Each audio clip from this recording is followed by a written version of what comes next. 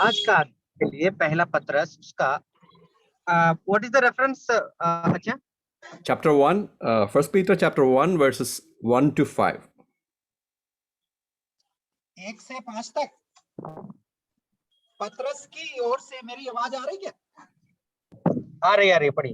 हाँ, पतरस की ओर से जो यीशु मसीह का प्रेरित है, उन परदेशियों के नाम जो पिंतुस, गलतिया, कंपुदिया, आसिया और बिथुनिया में तितर बितर होकर रहते हैं और परमेश्वर पिता के भविष्य ज्ञान के अनुसार आत्मा के पवित्र करने के द्वारा आज्ञा मानने और यीशु मसीह के लहू के छिड़के जाने के लिए चुने गए हैं। तुम्हें अत्यंत अनुग्रह और शांति मिलती रहे। हमारे प्रभु यीशु मसीह के परमेश्वर और पिता का धन्यवाद दो, जिसने यीशु मसीह के मरे हुओं में से जी उठने के द्वारा अपनी बड़ी दया से हमें जीवित आशा के लिए नया जन्म दिया, अर्थात एक अविनाशी और निर्मल और अजर मीरास के लिए जो तुम्हारे लिए स्वर्ग में रखी है, जिनकी रक्षा परमेश्वर की सामर्थ्य से विश्वास के द्वारा उस उद्धार के लिए जो आने वाले समय में प्रकट होने वाली है की जाती है।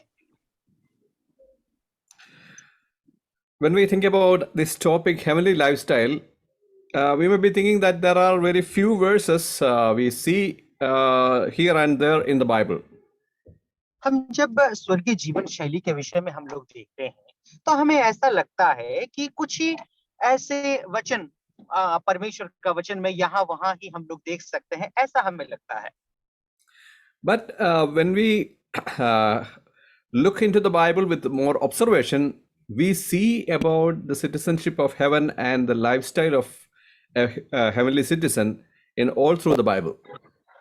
और जब हम स्वर्गीय जीवन शैली के विषय में यदि गौर से परमेश्वर का वचन को हम लोग ध्यान करेंगे तो बहुत सारे ऐसे परमेश्वर का वचन हम लोग देख सकते हैं।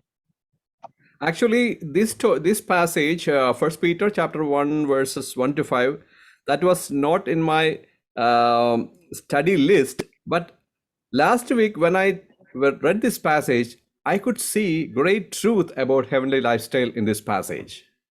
जब मेरा जो स्वर्गीय जीवन शैली है उस विषय के और जब मैं ध्यान कर रहा था तब ये जो वचन थी मेरे मन में नहीं था, लेकिन जब पिछले सप्ताह इस भाग को मैं पढ़ रहा था तब मुझे ऐसा लगा कि अरे ये अध्याय भी स्वर्गीय जीवन शैली के विषय में बताती है।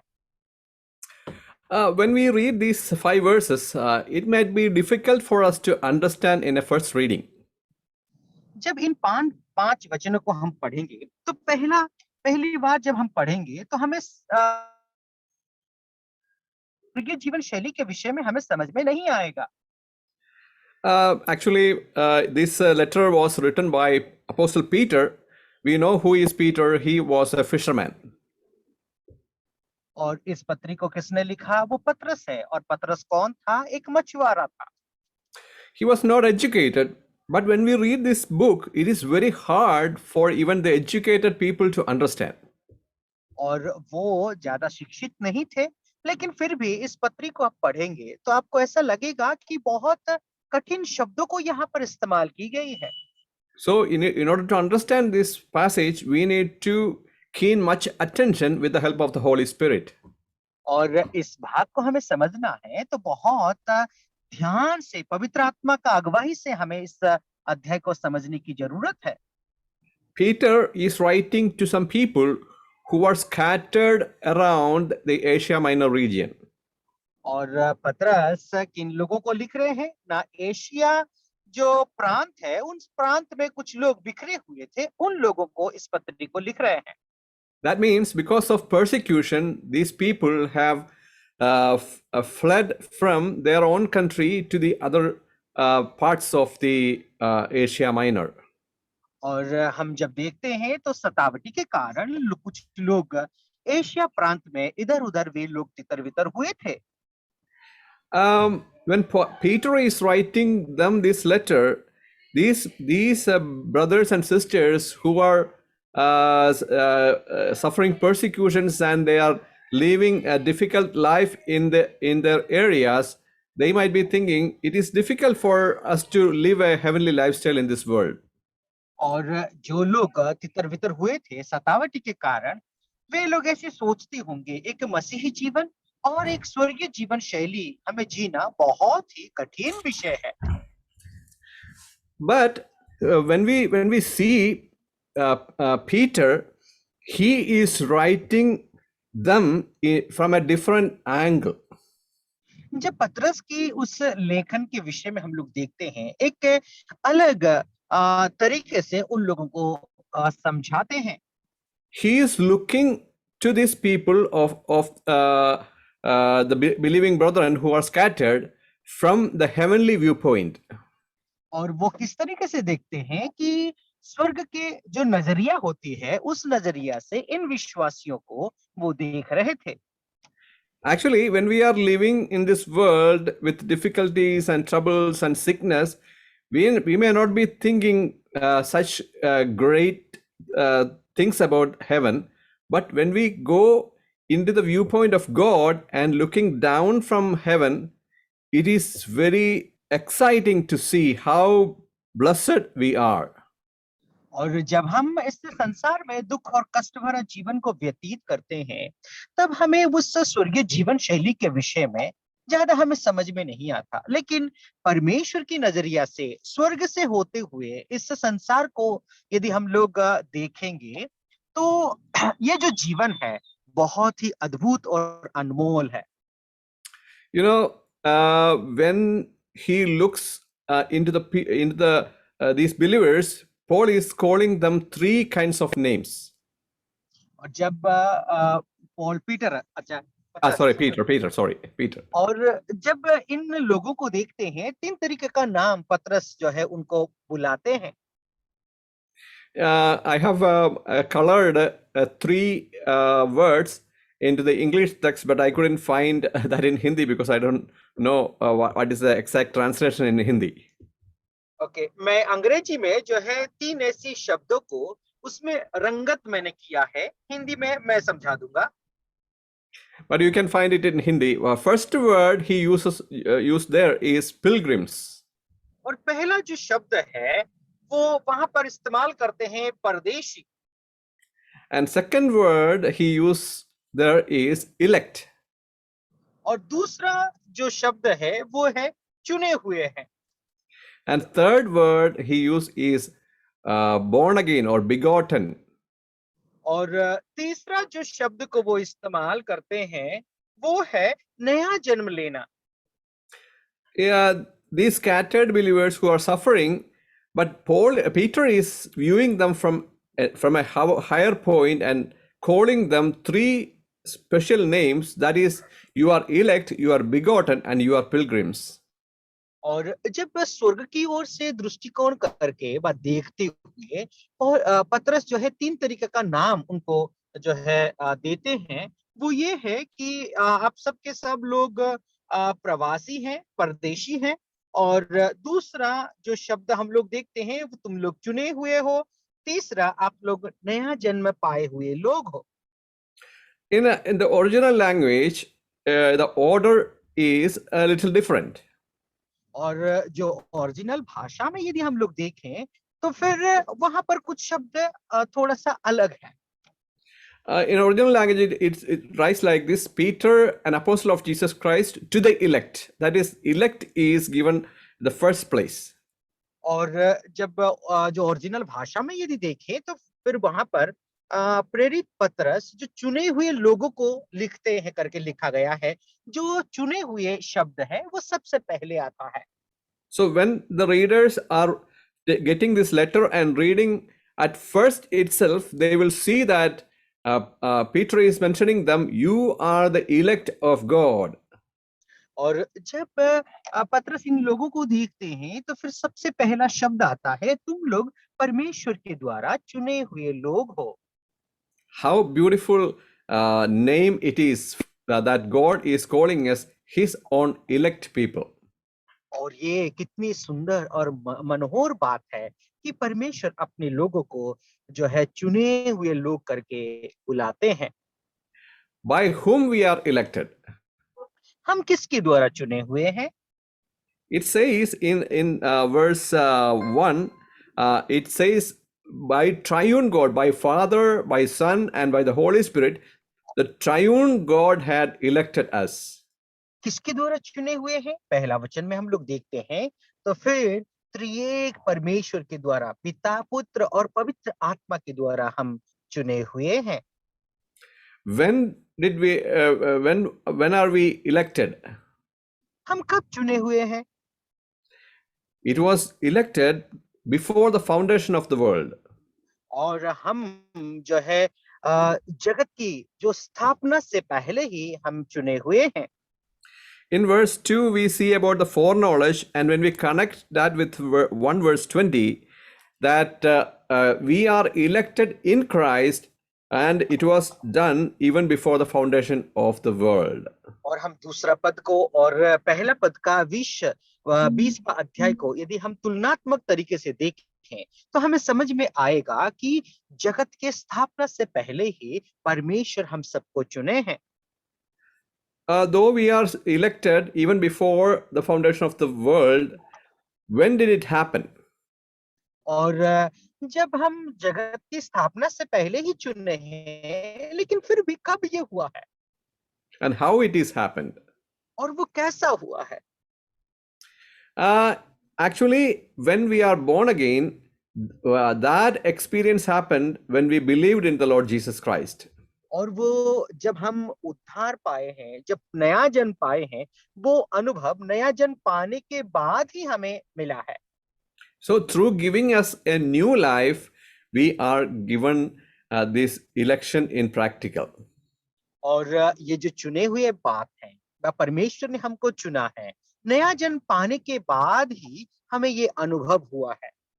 In that picture, a believer is living in the world, but he is elected by God, and he is to be stood out even before others. और क्या आप देख सकते हैं कि जो है एक विश्वासी इस संसार में अपना जीवन को व्यतीत तो करता है, लेकिन हम जब देखते हैं तो फिर वो व्यक्ति जो है अलग सा एक जीवन को, एक उठा हुआ जीवन को वो व्यतीत करता है। As a heavenly citizen, we need to think that we are special. और हम जो चुने हुए लोग हैं, हमें एक ऐसा सोचना है कि मैं एक अनोखा व्यक्ति हूँ, एक अनमोल व्यक्ति हूँ। Because we are chosen, and we are chosen from even before the foundation of the world.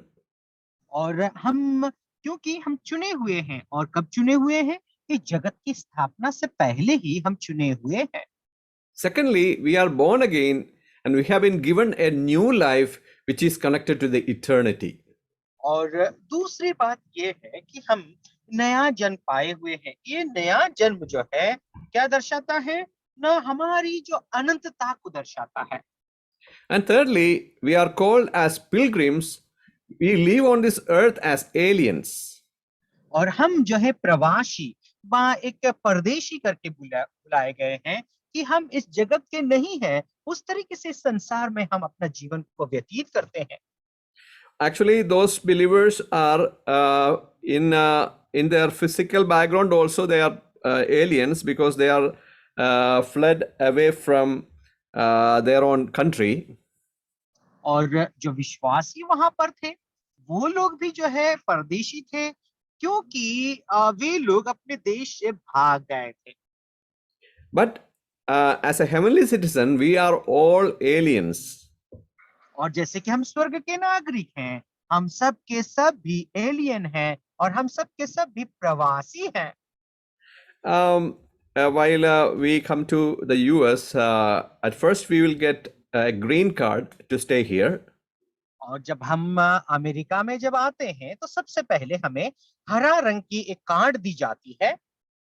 That means we are permanent residents here. और उसका अर्थ ये है कि हम इस देश के जो है स्थायी एक नागरिक हैं। But in that position, we are not citizens of America. We are citizens of India, but we are given permission to live in America. और उसका मतलब ये होता है कि इस देश के वास्तव में हम नागरिक नहीं हैं, लेकिन हम भारत के हैं। यहाँ पर रहने के लिए हमें अनुमति मिली है।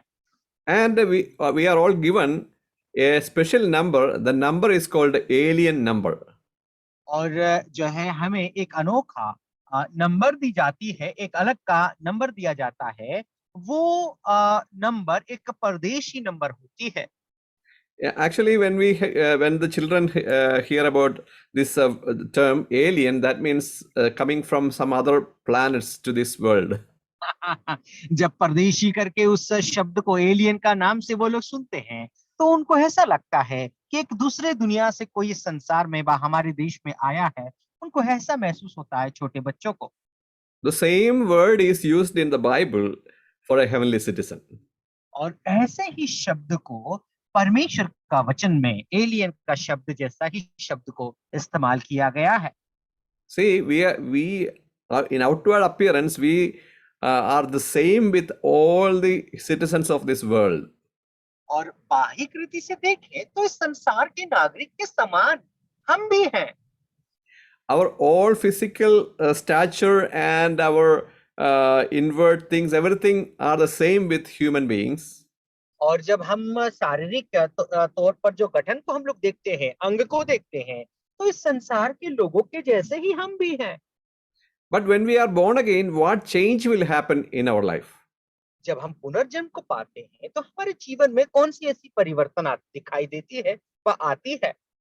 In 2 Corinthians 5:17, it says, those who are in Christ Jesus are a new creation. और दूसरा कोरिन्थियों उसका 5वां अध्याय 17 पद में हम लोग देखते हैं कि प्रभु यीशु मसीह में जो लोग हैं, वे लोग नई सृष्टि हैं। In that new creation, what difference we have with the other citizens of this world? और जो नई सृष्टि होने के नाते इस संसार के जो नागरिक हैं, उनका और हमारे बीच में कौन सी ऐसी अंतरता है? Our spirit and other people's spirit, the new life has changed our status from the earthly status to heavenly status. और हमारा जो आत्मा है, उनके आत्मा से अलग है, और हमारी जो जीवन है, उनके जो जीवन से संपूर्ण रीति से परिवर्तित हो गया है। With the living word of God, that we read in 1 Peter chapter 1 verse 23, that living word of God as a seed comes into our heart. और जैसे कि जीवित वचन है, वो पहला पत्रस हम लोग पहला अध्याय 23वां पद के अनुसार हम लोग देखते हैं, वो जीवित वचन हमारे हृदय में आता है। And God the Holy Spirit is transforming us into a new creation. और परमेश्वर पवित्र आत्मा वो क्या करते हैं, एक नई सृष्टि में परिवर्तित कर देते हैं। And with that new creation, we are becoming the children of God. और उसी नई सृष्टि के अनुसार हम परमेश्वर के संतान और संतति बन जाते हैं। And then in our own life, there is a new man which controls our life to the heavenly lifestyle. और जैसे कि हम जो है हमारा जो जीवन, वो नया एक व्यक्ति हमको नियंत्रित करता है, और उस नियंत्रण के अनुसार हम स्वर्ग के नागरिक बन जाते हैं। All the human beings are dead in a dead position because of sin. और जो सारे संसार की मानव जाति सब के सब मरे हुए हैं, क्योंकि वे लोग पाप में हैं। But we are given a new life that is connected to eternity. और हम जो है हमें अनंत जीवन दिया गया है, वो जीवन अनंतता के साथ जुड़ा हुआ है। That is why even when we die, we will live forever. और इसीलिए हम मर भी जाते हैं, फिर भी हम अनंतता तक अपना जीवन को जो है जी सकते हैं। Our physical body may die, but our real personality will not die anymore. और हमारी जो शारीरिक शरीर है वो मर सकता है, लेकिन हमारी जो व्यक्ति विशेष है वो कभी नहीं मरता।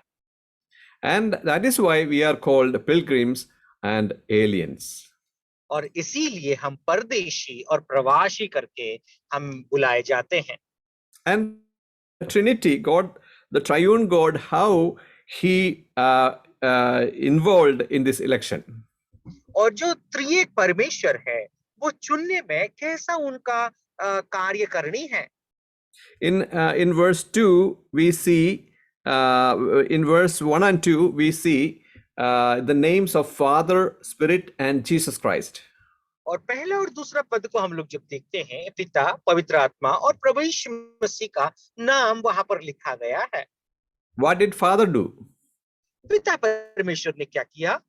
Here we see elect according to the foreknowledge of the Father. और जो है उसके पूर्व ज्ञान के अनुसार आपको और मुझे चुना है। And secondly, we see the sanctification of the Holy Spirit. और दूसरा विषय को हम लोग देखते हैं कि पवित्र आत्मा के द्वारा आप और मैं जो है सिद्ध किए गए हैं। And thirdly, we see we are saved for obedience and sprinkling of the blood of Jesus Christ. और तीसरी बात को हम लोग देखते हैं, प्रभु यीशु मसीह के उस लहू के छिड़काव द्वारा आप और मैं पवित्र किए गए हैं। See, when I read this passage, I really wondered about God's this eternal plan. और जब मैं इस भाग को पढ़ा तो मैं चकित हो गया, आश्चर्य हो गया उस परमेश्वर की योजना को देख करके। I am living in this 21st century.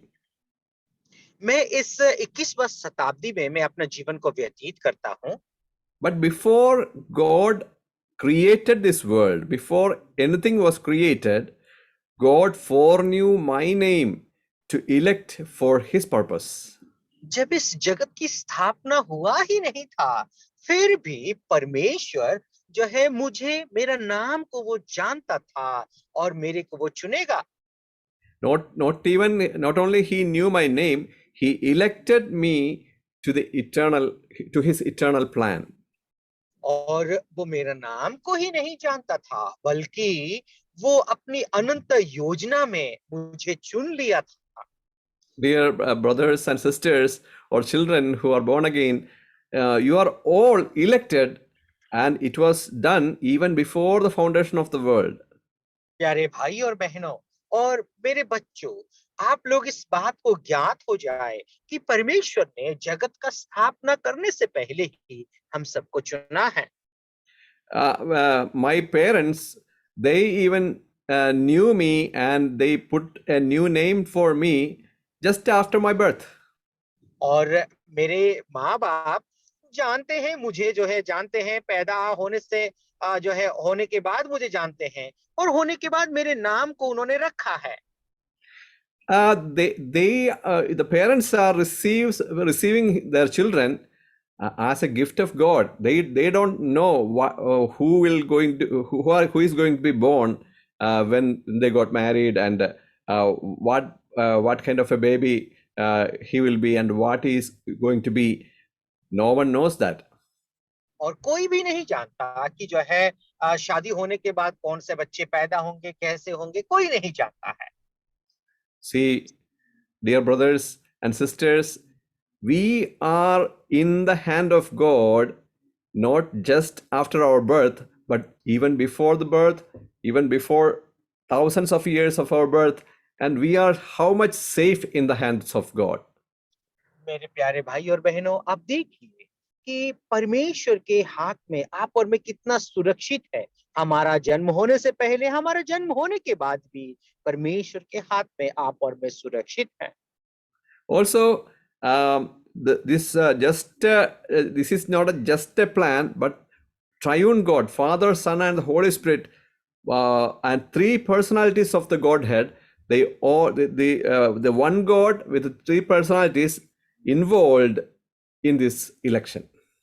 और आप देखिए, एक ही एक व्यक्ति आपको चुना नहीं है, बल्कि त्रिएक परमेश्वर, पिता, पुत्र और पवित्र आत्मा इस चुनने की कार्य में वे लोग जुड़े हुए हैं और उन्होंने आपको चुना है। So our election and our citizenship is very special. और इसीलिए हमारा जो है चुने जाना और हमारी जो नागरिकता है वो अनमोल है। So the question is, are we really realizing our privilege in the hand of God? सवाल ये है जो परमेश्वर के पास आप और मैं जो अवसर हमें मिला है, उस बात को क्या आप और मैं पहचानते हैं क्या? उस बात को आप और मैं जानते हैं क्या? I don't know. I have already mentioned this. One song Joy John sir used to teach the youngsters. और मैं इस बात को अब नहीं जानता आप लोग इस गाना को जानते हैं या नहीं। जोजन सर जो है वो एक गाना सिखाते थे That is, I am somebody because God loves me. और वो इस तरीके से सिखाते हैं, मैं अभी कुछ हूँ क्योंकि परमेश्वर मुझे प्रेम करते हैं। Many a times we may be thinking that I am nothing, I am nobody, I am living in a poor house and I have no such and such great jobs, I don't have a good house, or these kind of things we may be thinking about. बहुत बार हमें ऐसा सोच और विचार आता है, मेरे पास कोई अच्छा मकान नहीं है, मेरे पास कोई गाड़ी नहीं है, कुछ भी नहीं है, मैं तो कुछ भी नहीं, ऐसा आपको और मुझे लगता है, प्रतीत होता है। But don't forget about the great treasure we all have in heaven. लेकिन इस बात को कभी नहीं भूलना, हमारा जो अनंत मिरास जो स्वर्ग में है, उस बात को हमें कभी भूलना नहीं चाहिए। 70 or 80 years we live on this earth, that may be a difficult time for us. और जो 70 और 80 साल हम लोग जीते हैं, हो सकता है ये कठिनाइयों का जीवन हो सकती है। But the eternal life, it is incomparable. Such a great life we have in heaven that we have everything with our Father, our Lord Jesus Christ. लेकिन जो अनंत जीवन है, वो जीवन को हम कभी तुलना नहीं कर सकते। वो पिता परमेश्वर के साथ आपका और मेरा जीवन वहां है। Shall we come to verse 3 and 4? तीसरा पद की और तीसरा और चौथा पद की ओर हम लोग चलते हैं। 3 to 5 we can read once again. और एक और बार हम लोग तीसरा पद से पांचवा पद तक हम लोग पढ़ लेते हैं। एक मिनट ब्रदर। पहला पत्रस पहला अध्याय तीसरा पद से पांचवा पद। हमारे प्रभु यीशु मसीह के परमेश्वर और पिता का धन्यवाद दो, जिसने यीशु मसीह के मरे हुओं में से जी उठने के द्वारा अपनी बड़ी दया से हमें जीवित आशा के लिए नया जन्म दिया, अर्थात एक अविनाशी और निर्मल और अजर मीरास के लिए। आगे 5 पद तक। जो तुम्हारे लिए स्वर्ग में रखी है, जिनकी रक्षा परमेश्वर की सामर्थ्य से विश्वास के द्वारा उस उद्धार के लिए जो आने वाले समय में प्रकट होने वाली है की जाती है। See, these 3 verses, the content, the summary of that verse is, I have just marked it in the brown color, that is, God has begotten us.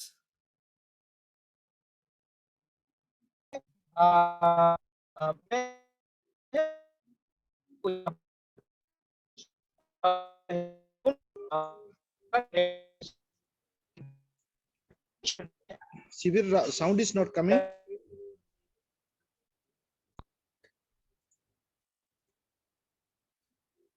Sivir, sound is not coming. Deepu, are you there? Deepu? जी sir.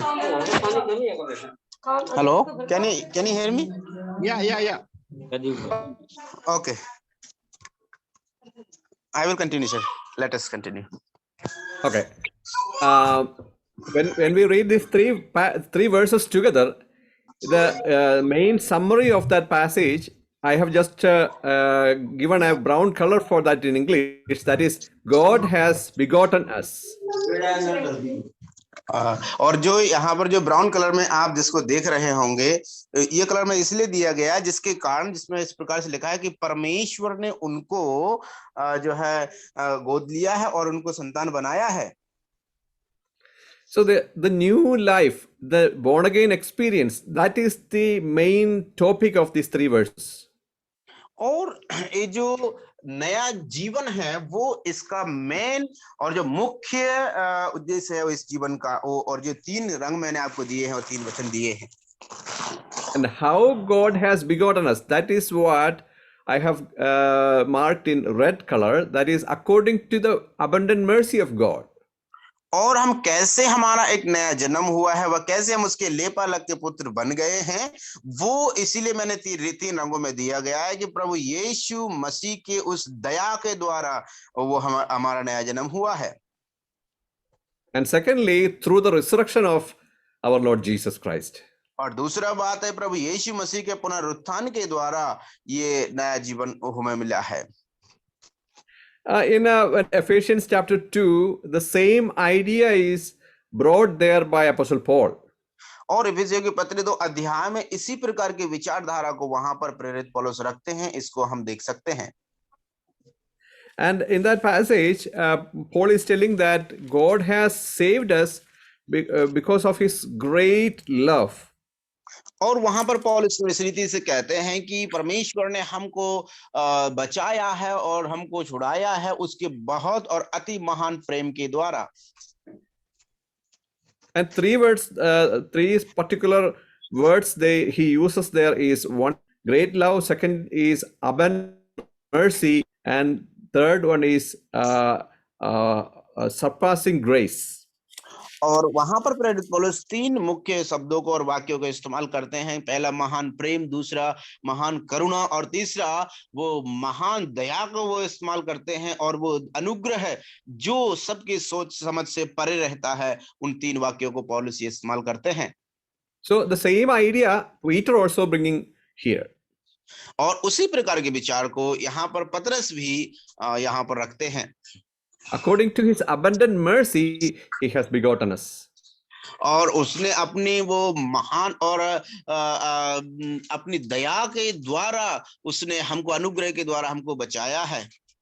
Why did God give his mercy abundantly to begot us?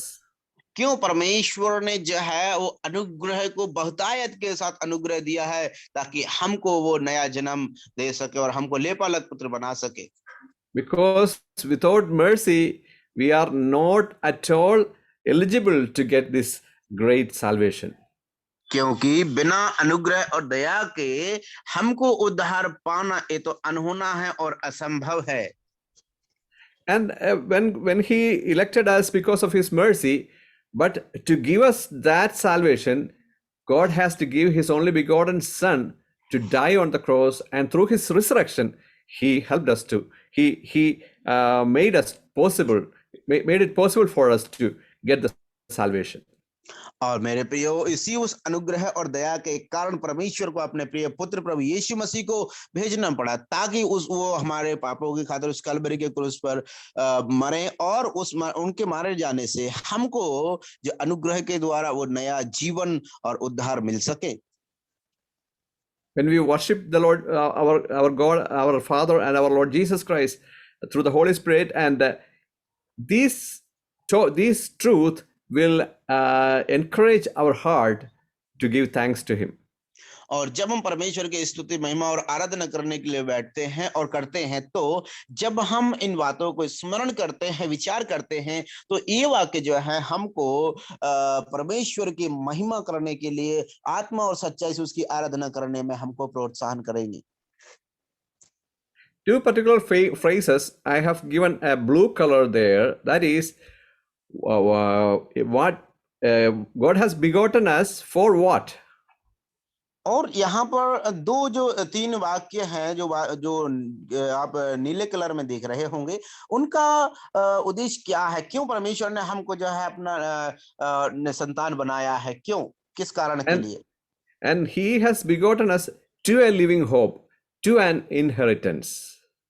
और परमेश्वर ने हमको जो है वो एक जीवित आशा के लिए और वो उस वारिस बनाने के लिए, परमेश्वर को वारिस बनाने के लिए हमको परमेश्वर ने अपना नया जीवन दिया है।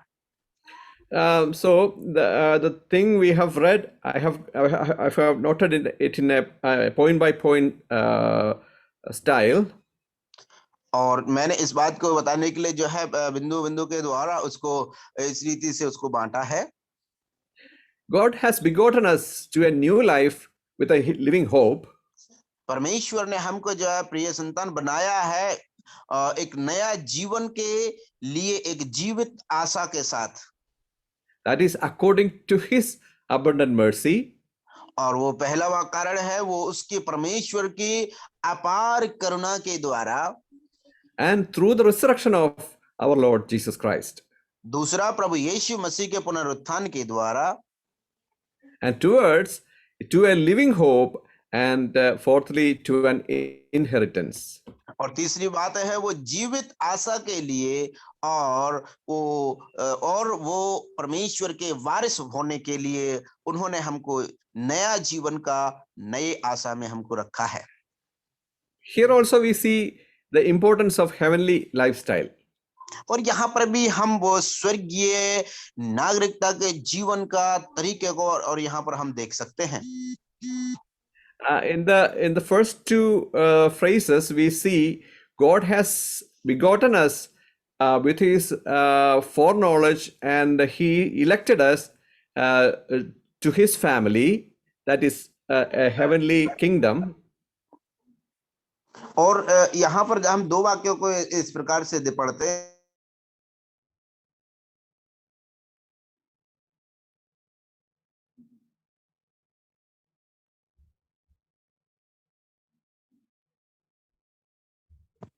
Hello, can you hear me sir?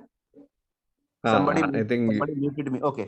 परमेश्वर Okay. ने हमको इस रीति से पढ़ते हैं कि परमेश्वर ने हमको जो है पहले ही से ठहरा करके, पहले ही से, और परमेश्वर के मन में विचार आने से पहले उन्होंने हमको चुन के रखा है।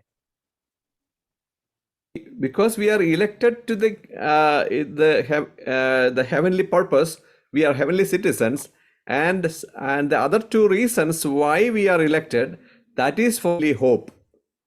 और यहाँ पर हम लोग जो है हमको नया जीवन के लिए, स्वर्गीय नागरिक होने के नाते नए जीवन के लिए हमको चुना गया है। और वो क्यों चुना गया है? वो हमारे जीवन में एक आशा के लिए। And that living hope is to an inheritance. और वो जीवित आशा जो है वो तुम्हारे लिए एक उत्तराधिकारी के बारे में, वारिस होने के लिए बनाई गई है। That means all the believers, all those who are born again, has some inheritance in heaven. और इसका मतलब यह है कि जितने भी सारे विश्वासी गण हैं उन सभी के लिए स्वर्ग में वो उत्तराधिकारी होने के नाते जो अजर अमर मीरास रखी हुई है वो सभी के लिए है। In Ephesians 1, Paul also is bringing the same idea that in Christ we are blessed with all the heavenly blessings. और इफिसियों की पत्री पहला अध्याय में भी हम इसी बात को देखते हैं कि जहां पर पौलुस उसी विचार को लेकर के आते हैं कि स्वर्ग में हम सभी के लिए वो धन्य आशीष रखी हुई है परमेश्वर ने। And what is the speciality of that inheritance? तो फिर उस उत्तराधिकारी होने का विशेषता क्या है? It is in that verse itself, it says four specialities of that inheritance. और उस वचन में ही इस बात को लिखा हुआ है कि उसकी विशेषताएं हैं, वो चार विशेषताएं हैं जो हमको उसी वचन में मिलती हैं। Our inheritance is one incorruptible. सबसे पहला वो नाश ना होने वाली वस्तु है। It is permanent. No one can defile it, undefiled. और इसका मतलब है जो हमारा जो उत्तराधिकारी व वारिस होना है वो जो है उसको कोई कभी मिटा नहीं सकता, उसको कोई नाश नहीं कर सकता, वो हमेशा के लिए है। That does not fade away. वो मुरझाता नहीं। You know, when we work on this earth, we will make money and we will get some house or land or something we attain here. We know, as we have seen in the story of Alexander, he has gained all the wealth of this world, but at his death, at the age of 30 or 32, he lost everything. He couldn't take anything after his death. जैसे कि हम वो सिकंदर महान के बारे में देखते हैं कि इतना ही नहीं वरना हम लोग सभी लोग इस धरती पर जब रहते हैं तो हम लोग जो है घर बनाते हैं, और घर बनाने के साथ साथ हम लोग जो है कुछ भूमि भी खरीदारी करते हैं। और इस धरती पर हम देखते हैं कि वो जो सिकंदर महान ने भी ऐसा ही किया, लेकिन वो कम से कम 30 वर्ष के उम्र के बाद में वो इस दुनिया से चला गया। But our inheritance, it cannot be taken away. It is permanent because our salvation is permanent. और हम इस बात को देखते हैं कि लेकिन हमारा जो उत्तराधिकारी हैं और हमारा जो हम जो वारिस हैं और हमारे जो चीजें हैं वो जो है कभी ना नाश होने वाले हैं, उसको कोई नाश नहीं कर सकता, वो हमेशा के लिए हैं। The reason is it is reserved in heaven. इसका कारण ये है क्योंकि वो स्वर्ग में सुरक्षित रखी हैं। Dear brothers and sisters, once we receive our Lord Jesus Christ as our personal Savior, our salvation is secure. और मेरे प्रिय भाइयों बहनों, जब हम प्रभु यीशु मसीह को जो है उद्धारकर्ता के रूप में, व्यक्तिगत उद्धारकर्ता के रूप में ग्रहण करते हैं, तो हमारा जीवन जो है स्वर्ग में वो सुरक्षित रख जाता है। No one can take us away from his hands of God. और कोई भी हमको जो है परमेश्वर के उस बलवंत हाथ से हमको दूर नहीं ले जा सकता। But until then, until we get into heaven, as we are living on this earth, what provisions we have? और जब तक हम स्वर्ग में प्रवेश करेंगे, उससे पहले हम धरती पर रहते हैं, तो हमारे लिए यहाँ पर क्या व्यवस्था है? That also we see in verse 5 in English, that is, we are kept by the power of God through faith. और उस बात को भी हम जो वचन 5 में पढ़ते हैं, जो विश्वास से सुरक्षित हैं, उन्हें वो उद्धार के समय अंतिम छोर पर प्रकट होने वाला है, प्राप्त हो। Until we reach, until we be glorified, we are safe in the hands of God. और जब तक हम जो है महिमा में रूपांतरण नहीं होंगे, तब तक हम परमेश्वर के बलवंत हाथ में सुरक्षित रहते हैं इस धरती पर। प्रियो, there may be a question comes in our mind that through faith for salvation ready to be revealed in the last time. और इस प्रकार से हमारे मन में एक विचार आता है कि विश्वास के द्वारा अंत के समय में जो है हमको जो है प्रकाशित होगा और प्रकाशन होगा। What is meant by salvation ready to be revealed in the last time? और इस प्रकार को उद्धार का मतलब क्या है कि वो विश्वास के द्वारा अंत के समय में प्रकट होगा। Actually, when we are saved, we are saved. और इसका मतलब यदि हमको जो उद्धार पाए हैं, तो हम जो उद्धार हो चुका है। Why Peter is mentioning about last time in connection with our salvation? और आखिरी बात जो पतरस क्या कहता है विश्वास के बारे में? That means when we are saved, when we believed in the Lord Jesus Christ, we are saved from the penalty of sin. और जब हम प्रभु यीशु मसीह को यह ग्रहण कर लेते हैं उद्धारकर्ता के रूप में, तो हम जो पाप के उस सजा से मुक्त हो जाते हैं। So our salvation is secure in the hands of God. इसलिए हमारा जो उद्धार है वो परमेश्वर के हाथों में सुरक्षित है। And we are kept by the power of God. और हम जो है परमेश्वर की शक्ति के द्वारा जो है बचाए जाते हैं। But until we are glorified into the glorified body, we are living in the presence of sin here on earth. और हम महिमा में रूपांतरण होने से पहले तक हम इस संसार में जो है वो पाप रहित जीवन में, शरीर में हम जीवन बिताते हैं। We are fighting with the power of sin. क्योंकि हम लोग जो है उस पाप की शक्ति के द्वारा और उसके साथ हमारा युद्ध होता रहता है। In us itself, there is our old man and the new man, as we have seen in Colossians chapter 3. और जैसे कि हमने कोलोसियों की पत्री 3 अध्याय में देखा था कि वो दोनों मनुष्यत्व हमारे अंदर ही हैं, पुराना और नया, वो दोनों मनुष्यत्व हमारे अंदर है। If you are not activating, if you are not giving food for the new man, the old man will be active in our life. और यदि हम जो है अपने नए मनुष्यत्व को यदि हम भोजन नहीं कराते हैं, नहीं देते हैं, तो हमारे अंदर व हमारे जीवन में जो पुराना मनुष्यत्व है वो बहुत सक्रिय रहेगा। How we can give energy to the new man? और कैसे हम एक नए मनुष्यत्व के लिए और एक नए मनुष्य के लिए जो हमारे अंदर है उसको हम जो है एनर्जी व शक्ति दे सकते हैं। If our focus, our life's focus and our desire is to this world, the old man will be strengthened and the new man will not be strengthened.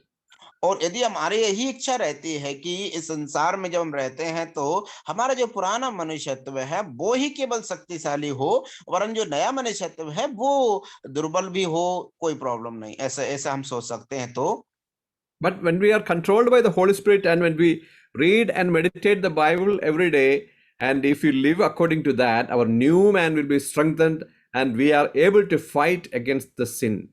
लेकिन मेरे प्रियो, यदि हम जब इस संसार में रहते हैं तो यदि हम पवित्र आत्मा के द्वारा पवित्र आत्मा के भरपूरी के द्वारा और पवित्र आत्मा के नियंत्रण के द्वारा जब हम जीवन बिताते हैं प्रियो इस संसार में, तो हमारा जो नया मनुष्यत्व है वो शक्तिशाली हो जाएगा, वो बलवंत होगा, और हम वो शैतान और वह पाप की शक्ति पर से युद्ध लड़ करके उस पर हम जयवंत हो पाएंगे।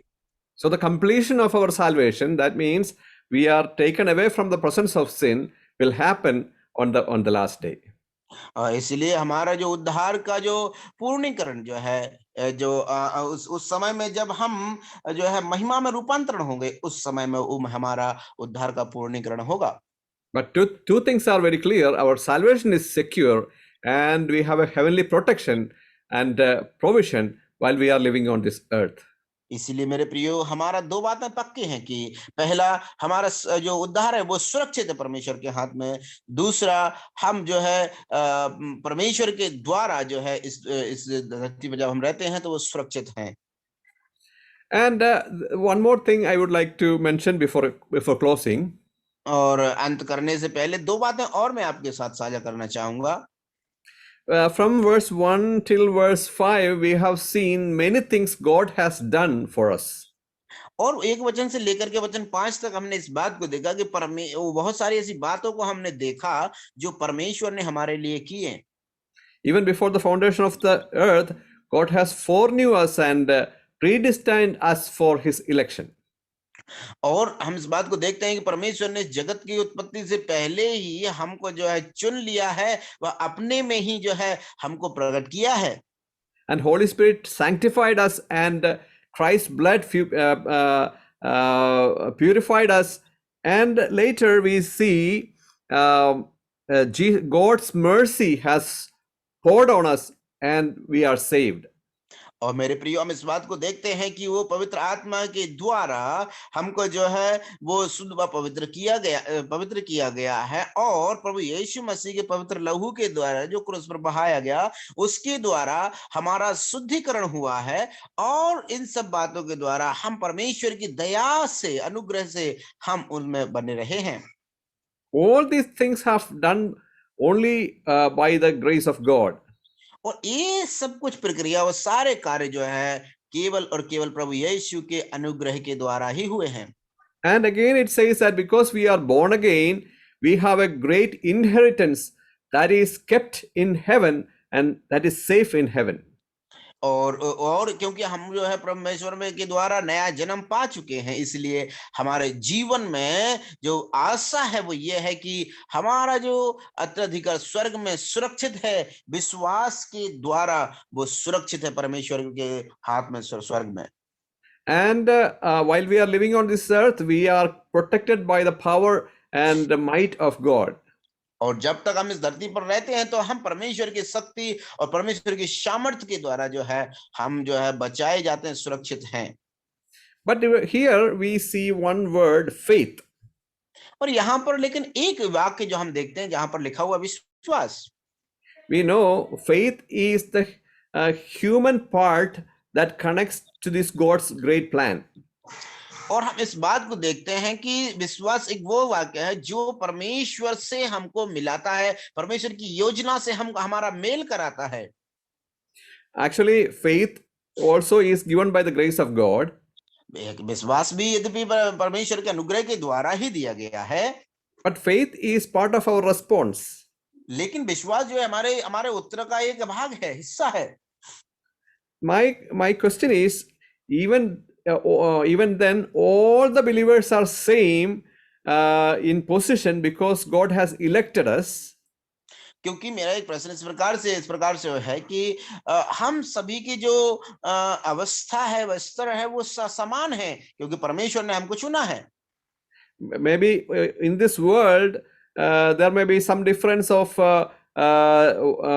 our job or our position or our wealth or our house, but in Christ we are all the same because we have the same inheritance there in heaven. मेरे प्रियो, जब हम इस संसार में रहते हैं तो हमारे जीवन में जो है भिन्नताएं हो सकती हैं। हो सकता है हमारा जो है हमारा घर में भिन्नता हो सकती है, हमारे आर्थिक अवस्था में भिन्नता हो सकती है, पढ़ाई लिखाई में भिन्नता हो सकती है, लेकिन जब हम प्रभु में जाते हैं, स्वर्ग में हैं, तो हम समान हैं। But when our focus is downward, when we are looking into the world, we are always dissatisfied in our life, or we are not at all confident in our life, because our focus is down to this earth, not to upward to the inheritance of heaven. मेरे प्रियो, लेकिन यदि हम जब इस संसार में रहते हैं तो हमारा जो नजरिया है, यदि वो इस धरती की ओर रहेगा और नीचे की ओर रहेगा, ना कि स्वर्ग की ओर रहेगा, तो हम इस संसार में रहते हैं, तो वो हमारे जीवन में पूर्णीकरण और वो हमारे जीवन में आशा नहीं होती है। So without faith, no one can enjoy this heavenly lifestyle. और मेरे प्रियो, इसलिए यदि इस प्रकार को मैं कहूं इस बात को कि बिना विश्वास के कोई भी व्यक्ति इस दुनिया में उस स्वर्गीय नागरिक होने के उस आनंद को नहीं ले सकता इस धरती पर। We are all actually heavenly citizens, but because of the lack of faith, or we are not enjoying it with the connection of faith, we are looking down to this world and we are worrying about our life. मेरे प्रियो, क्योंकि हमारे जीवन में विश्वास की कमी होने के कारण हम जो है उस स्वर्गीय नागरिक होने का जो आनंद है, और वो आनंद हम अपने जीवन में उसको अनुभव नहीं कर पा रहे हैं, क्योंकि हमारा फोकस, हमारा जो नजरिया है वो स्वर्ग की ओर नहीं है, वरन वो पृथ्वी की वस्तुओं, पृथ्वी के लिए है। इसीलिए विश्वास की कमी के कारण हम उस आनंद को अनुभव नहीं कर पा रहे हैं। Dear brothers and sisters, you may be, are you really enjoying the Christian life? मेरे प्रिय भाइयों बहनों, आप कोई भी क्यों ना हो, मेरा आपसे प्रश्न है कि क्या आप जो है उस स्वर्गीय नागरिकता होने के नाते मसीह जीवन का आनंद उठा पा रहे हैं क्या? While Abraham was living on this earth, he didn't have any house. He was living in tents, because he has a focus that in future he is going to get a heavenly inheritance. और हम Abraham को देखते हैं कि उसके पास कोई उसका खुद का घर नहीं था, वरन वो स्वयं तंबुओं में रहा करता था, क्योंकि उसका एक जीवन में एक नजरिया था और एक फोकस था। वो ये था कि स्वर्ग में उसके लिए जो है वो वारिस है और उत्तराधिकारी है, जहां पर उसको मिलने वाला है। Are we really focusing on the heavenly blessings, and are we really enjoying our heavenly life? क्या हम सच में उस अपने हमारा फोकस जो है हम उस स्वर्गीय नागरिक होने के उन वहां पर है, या फिर हमारा जो आनंद क्या हम उसका उठा पा रहे हैं कि हम स्वर्गीय नागरिक हैं? Please note this statement that believers can experience this greatness of our calling only through faith. इस बात को विश्वास के इस वाक्य को कृपया करके लिख लीजिए कि विश्वासी उसका जो उनकी महानता को जो तभी उसका अनुभव कर पाएंगे अपनी बुलाहट के द्वारा लिए, केवल और केवल विश्वास के द्वारा ही विश्वासी उसका उनकी बुलाहट की महानता का आनंद ले पाएंगे और उसका अनुभव कर पाएंगे। Through faith shall we experience the great joy of this heavenly life. और विश्वास के द्वारा ही हम वो स्वर्गीय नागरिक होने का जो जीवन का तरीका को हम भरपूरी का आनंद उठा पाएंगे जब हम इस पृथ्वी पर रहते हैं। May the Lord help us to enjoy this life through faith, and may the name of the Lord be glorified. और परमेश्वर हमारी सहायता करे कि हम इस वाक्य को जो है आनंद उठा पाएं, कि हम अपने इस स्वर्गीय जीवन का हम अनुभव इस धरती पर कर पाएं। प्रभु हम सभी को आशीष करें।